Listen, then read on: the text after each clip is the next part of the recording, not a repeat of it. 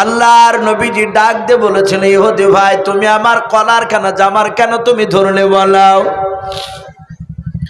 ইহুদের আলেমটা আল্লাহর নবীজিকে বাপজি অন্যায় করে কথা বলতে শুরু করলাও। আল্লাহর নবীজির কলার কানা ধরে ডাক দিয়ে বলো, তুই মিথ্যাবাদী নবী, তুই মিথ্যাবাদী রসুল, তোকে কারা সত্য নবী বলে মানে বল। আল্লাহর নবীজি এইভাবে ইশারা করে সাহাবাদের দিকে দেখে বললেন, এরা আমাকে সবাই সত্য নবী বলে মেনে নিয়েছে, এরা মানে আমাকেও। ইহুদের আলেমটা ডাক দিয়ে বলে, ওরা তোমাকে চিনতে পারে না, তুমি মিথ্যাবাদী নবী, ভণ্ডা নবী, তোমার বাপ ভণ্ডা ছিল, তোমার দাদা ভণ্ডা ছিল। এইভাবে আল্লাহ রসুলকে বাপজি অন্যায় করে বাপজি ছোট বড় কথা বলতে লাগলে, এমনকি গালিগালাজ পর্যন্ত দিতে লাগলো। ইহুদির আলেমের কথা শুনে আল্লাহর নবী বলেন, ওকে ইহুদি ভাই তুমি আমাকে কেন কলা ধরে এত বড় অন্যায় করে কথা বলছো, কেন গালি দিছো তুমি বলাও।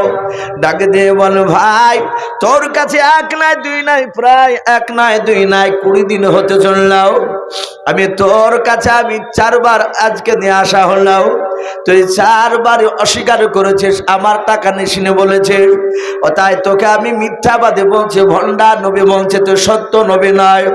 আল্লাহ রসুল ডাক দিয়ে বলেছিলেন, ওরে আমার ইহুদি ভাই তোমার গণনার মধ্যে ভুল রয়েছে, তোমার 15 দিন পার হয় নাই, 20 দিন হতে চললো নাও, আজকে তোমার দ্বিতীয়বার আমার কাছে আসলা, তুমি দাবি করেছো 4 বার। শুনে নাও ভাই, তোমার আজ 10 দিন হতে চলো, এখনো 10 দিন পার হয় নাই, তুমি যে 5 টাকা আমাকে দিয়েছো আমি তো অস্বীকার করে নাই, তুমি 20 কেজি খেজুর নিতে চেয়েছো, আমি খেজুরটা কিনে রেখেছি, কিন্তু খেজুরটা এখনো নিয়ে আসে নাই, যেহেতু সময় এখনো বাকি আছে।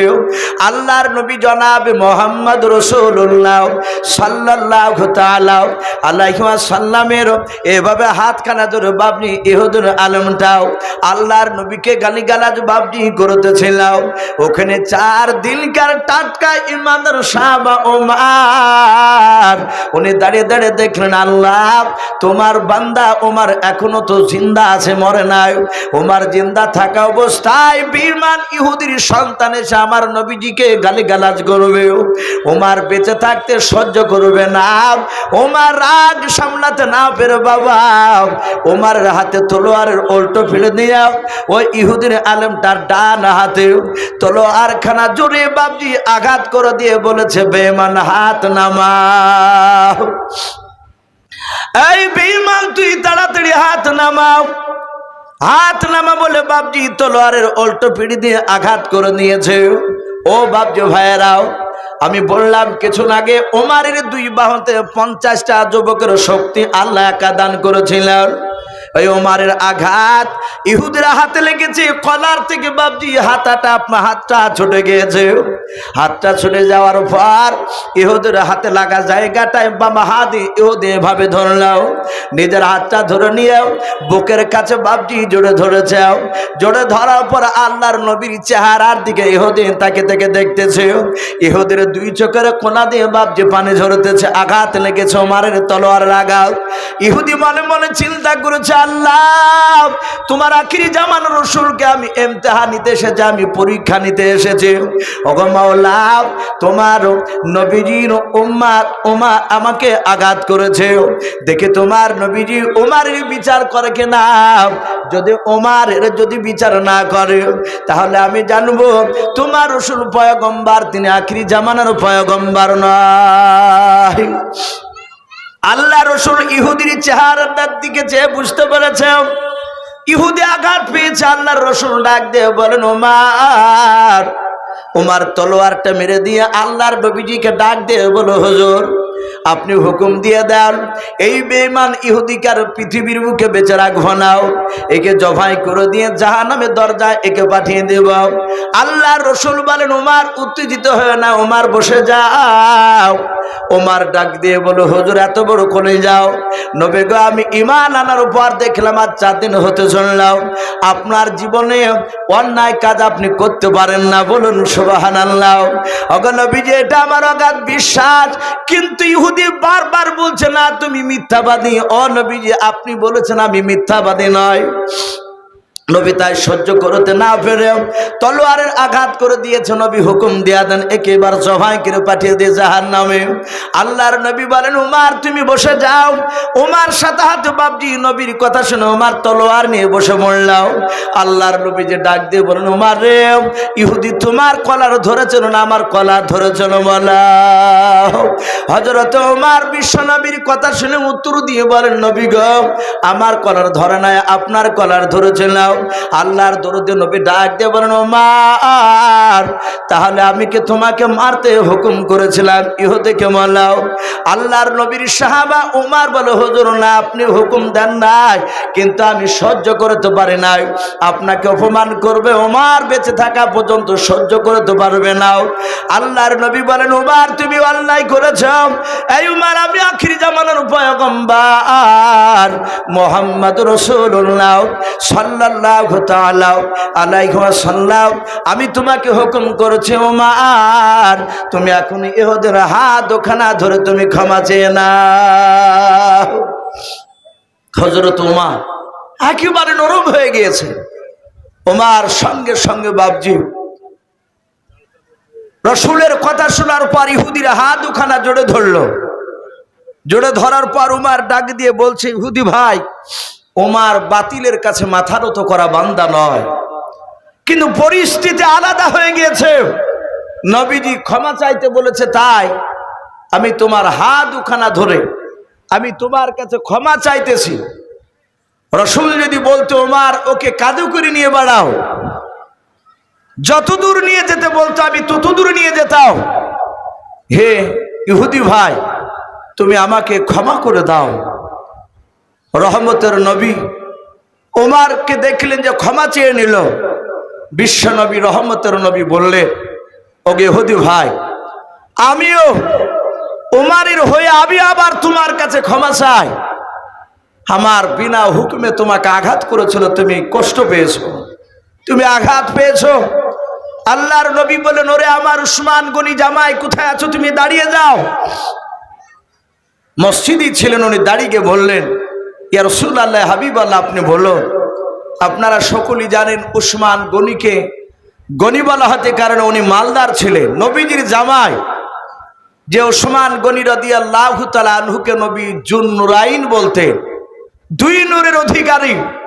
আল্লাহর দুটো মেয়ের সঙ্গে বাপজি উসমান গনি রাদিয়াল্লাহু তাআলা আনহুর বিয়ে হয়েছিল। ভুল বুঝবেন না, নবীর দুটো মেয়ের সাথে বিয়ে হয়েছিল, কিন্তু দুই মেয়ে একসঙ্গে জিন্দা অবস্থা বিয়ে হয়নি। আল্লাহ রসুলের বিটির সঙ্গে প্রথমে বিয়ে হয় উসমান গনির। আল্লাহ রসুলের সেই উসমান গনির স্ত্রী নবীর বিটি ইন্তেকাল করলে নবী উসমান গনির চরিত্র দেখে আর থাকতে পারলেন না। দেখলেন এত সুন্দর জামাই, নবীর আর একটা মেয়ের সাথে বিয়ে দিয়ে দিলেন। এই জন্য উসমান গনিকে বাপজি জুন নুরাইন বলা হয়, দুই নূরের অধিকারী বলা হয় উসমান গনিকে। উনি খুব দামি ছিলেন। এটাও এসেছে উসমান গনিকে দেখে, যেখানে জিবরিল আলাইহিস সালাম তিনি আসতেন, উসমান গনি থাকলে আমার বিশ্ব নবীর দরবারে জিবরিল আলাইহিস সালাম তিনি আসতে কেড়ে লজ্জা লজ্জা ভাব করে কথা বলতেন। নবী বলতেন ওগো আমার আলী, ওগো আমার জিবরিল, তুমি এত লাজুক অবস্থায় কথা বলছো কেন? ডাক দিয়ে বলতেন রাসূলুল্লাহ, আপনার দামি জামাই হযরত উসমান গনি এই মাহফিলে বসে আছে, বলুন আলহামদুলিল্লাহ। এত সম্মান দিতে সেই উসমান গনিকে নবী বলেন উসমান গনি তোমার বাগান থেকে তুমি 25 কেজি খেজুর নিয়ে এসো। উসমান গনি দৌড়ে নিয়ে আসলে নবী বলেন 20 কেজি একদিকে করো, 5 কেজি আর একদিকে করো। 20 কেজি আলাদা করা হলো। নবী ইহুদিকে বলছেন ভাই নাও, তোমার এই খেজুরটা 5 টাকার বিনিময়ে যে তুমি আমাকে কিনতে বলেছিলে, নাও 20 কেজি নাও। তারপরে বাপজি আরো 5 কেজি স্টার বেশি দিছে, বলে 5 কেজি আরো নাও। বলে এটা তো কথা ছিল না। বলে আমার ওমর তোমাকে আঘাত করেছে, এই আঘাতের বিনিময়ে আমি খুশি করে আরো 5 কেজি দিচ্ছি। ইহুদির সন্তান, ইহুদির আলেম আর থাকতে পারলো না, ধৈর্যের বাঁধ বাপজি ভেঙে ফেললো। হাওমা করে তিনি কেঁদে নবীর পা দুখানা জুড়ে ধরে বলছে নবী আমি খাজুর একটা নিব না। রাসূল আমি আপনার কাছে ইচ্ছাকৃত অন্যায় করেছিলাম, শুধু আমি আপনার পরীক্ষা নিয়েছিলাম। যে আপনি সত্যিকারী নবী না রাসূল, এটা পরীক্ষা নেওয়ার জন্য আপনাকে অন্যায় করে গালিগালাজ দিয়েছি।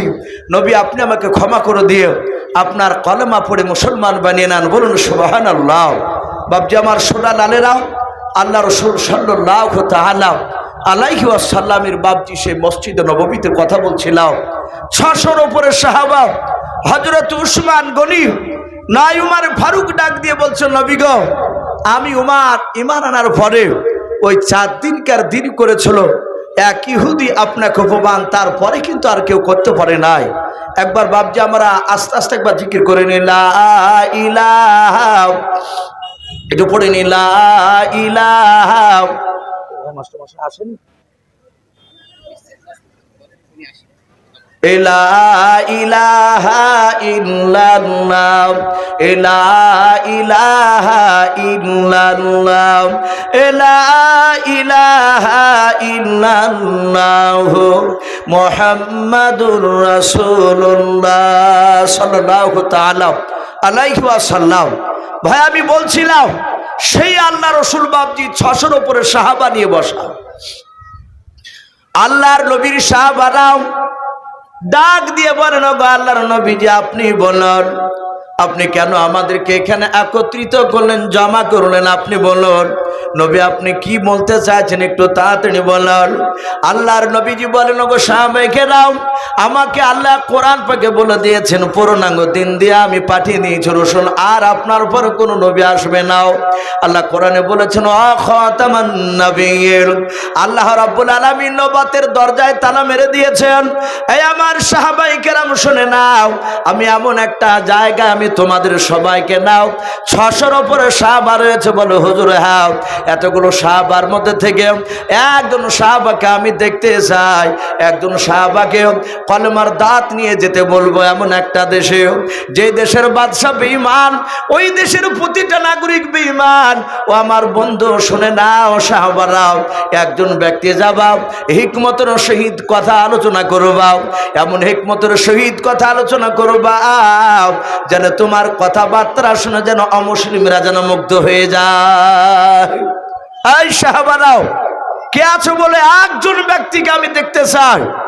রসুলের কথা বলার সাথে সাথে নবীজির একজন সাহাবা, অনেকে নাম শুনেছেন, হযরত দাহিয়াতুল কলবি, নাম শুনে নেবা।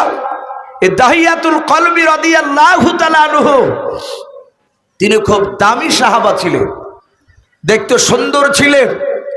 উনি দাঁড়িয়ে বলছেন, ইয়া রাসূলুল্লাহ, ফিদাকা আবি ওয়া আম্মি, নবী আপনার পদতলে আমার পিতামাতা কুরবান হয়ে যায়, নবী আপনি আমাকে পাঠিয়ে দেন, আমি হিকমতের সহিত কলেমার দাঁত নিয়ে যাব। বাপজি আমরা হিকমতের সহিত কথা অনেকেই বলতে জানি না। আমার তাবলিগ ভাইরা দেখতে পায়, তারা কথাগুলো আমি অনেক লক্ষ্য করে দেখেছি, কারণ তাবলিগ ভাইদেরকে আমি যথেষ্ট শ্রদ্ধা করি, ভালোবাসি। আমি দেখেছি তাদের হিকমতের এত সুন্দর কথাবার্তারাও বাপজি কাউকে আঘাত দিয়ে কথা বলে না। হিকমতের সহিত আমরা অনেকেই কথা বলতে জানি না। দেখবেন বাপজি একটা যুবক যদি নামাজ পড়তে যায়, দেখা যায় অনেক যুবকরা বাপজি মসজিদে 3 মাস 4 মাস করে নামাজ পড়ে। আবার দেখা যায় বাপজি হঠাৎ করে যুবকটা নামাজ পড়তে আর আসে না। এরকম হয় কি হয় না বাপ? একটু কথা বলে। অনেক জায়গায় হয়। তা আমরা কি করি, যুবকটাকে বাপজি যদি দেখতে না পাই যে তো আসেনি নামাজ পড়তে, তা আমরা ওই যুবকটাকে কেউ দেখা হলে বলে, এই তোর বাপ নামাজ পড়ে না, তুই নামাজ পড়তে পারিস? ওই যে হয়তো 2 মাস 3 মাস গিয়েছে, তো অমনি গিয়ে বাপজি তাকে এমন ভাবে বাপজি মেজাজ নিয়ে কথা বলছে। মুসল্লি, কিছু মুসল্লি এরকম বলে যে তোর বাপই তো নামাজ পড়ে না, তুই নামাজ পড়বি না, বাদ দিয়ে দিবি, তা তোর 1-2 মাস নামাজ পড়ে দেখে আমি বুঝতে পেরেছিলাম। ছেলেটা আরো রেগে যায়। ওখানে যদি ওই কথাটা না বলে বাপজি যদি বলা হয় যে বাবা তুমি মসজিদে নামাজ পড়তে 3 মাস গিয়েছিলে, মসজিদের কাতার ভালো লাগছিল, মসজিদটা মানা ছিল, বাবা তুমি প্রায় মাসখানেক থেকে যাও না, তো মসজিদটাকে ভালো লাগে না, মসজিদ ফাঁকা ফাঁকা মনে হয়। তখন ছেলেটা দেখবে যে কোনো একটা অজুহাত দেখাবে, হয় শারীরিক অবস্থা খারাপ, নাহলে বলবে যে হুজুর আমি ছিলাম না বাড়িতে। এটা হচ্ছে হিকমতের সহিত কথাও। 4-5টা মুসল্লি যদি ওরকম কথা বলে তো দেখবেন ওই লোকটা আর না গিয়ে থাকতে পারবে না। বলুন আলহামদুলিল্লাহ। সম্মানিত ভাইরা আমার, বাবা জীবনেরা, আল্লাহ রসুল বলেন, এই দাহিয়াতুল কলবি, তুমি সেই বাদশার কাছে হিকমতের সহিত তুমি কথা আলোচনা করবা। বলেন হুজুর আমি রাজি আছি, বলুন কোথায়, কোন বাদশার কাছে? আল্লাহ রসুল বললেন বাদশাটার নাম হচ্ছে হেরাক্লিয়াস।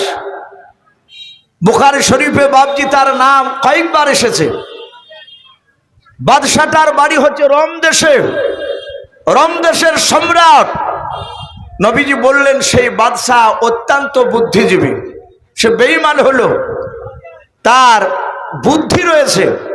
শুনে নাও, তার কাছে মিথ্যা কথা যেই বলতে যায় সে ধরা পড়ে যায়। সে বেঈমান বাদশাহ হলো, মিথ্যা কথা বলতে গিয়ে ধরতে পারলে তার বিচার সেখানে করা হয় মৃত্যুদণ্ড, তাকে জবাই করে দেওয়া হয়। দাহিয়াতুল কালবি বলছেন হুজুর চিন্তা করবেন না, আপনি চিঠি লিখে দেন। আমরা জানি বিশ্ব নবী নিজ হাতে বাবজি লিখতেন না। নবী পৃথিবীর কোন মানুষের কাছে বাবজি লেখাপড়া করেনি। কথা সত্য না মিথ্যা ভাবে একটু বলুন? নবী লেখাপড়া করেননি। নবীজি লেখাপড়া করেনি বলে বিশ্ব নবীকে মূর্খ, জাহেল, আনপাড় এইসব শব্দগুলো বাবজি নবীর সামনে বলা যাবে না। আল্লাহ রসুল লেখাপড়া না জানলো, নবীর মতো জ্ঞানী মানুষ আর পৃথিবীতে বাবজি আজও জন্মায়নি, আগামীতে জন্মাবেও না। বলুন আলহামদুলিল্লাহ। আল্লাহ রসুলের প্রতিটা কথাও নবী যে বাবজি আপনার এক নয় দুই নয়, ঈমান আনার পরে বিশ্ব নবী যে 23 বছর কলেমার দাওয়াত দিয়েছেন, প্রতিটা নবীর কথা বিজ্ঞানসম্মত। জোরে বলুন সুবহানাল্লাহ। বাবজি আমার সোনা লালেরা, তো যাই হোক, আমি বাবজি আলোচনা করছিলাম আমার বন্ধুবর হযরত মাওলানা আজিজুল হক সাহেব আসা পর্যন্ত। মাস্টারমশাই যে জালসার বাবজি আর সভাপতি জায়গায় বসে আছেন, আপনাদের দেশের বাবজি একজন রত্ন, উনি একজন স্কুলের বাবজি, জেনারেল মাস্টার হওয়ার পরও আমি দেখেছি মাস্টারমশাই তিনি আলেম ওলামাকে ভালোবাসেন এবং তাবলীগ জামাতে গিয়ে বিভিন্ন জায়গায় তিনি বক্তব্য রাখেন। আমার বাড়ি ঘাসিপুর, উনি আমার গ্রামের মসজিদও গিয়েছিলেন। ঘাসিপুরে কয়েকবার তিনি বক্তব্য, প্রায় মানুষ বলে যে ওনার বক্তব্য খুব সুন্দর। উনি বলছিলেন, ভাই আজিজুল সাহেব আসা পর্যন্ত আপনি একটু আলোচনা করুন। তো যাই হোক ভাই,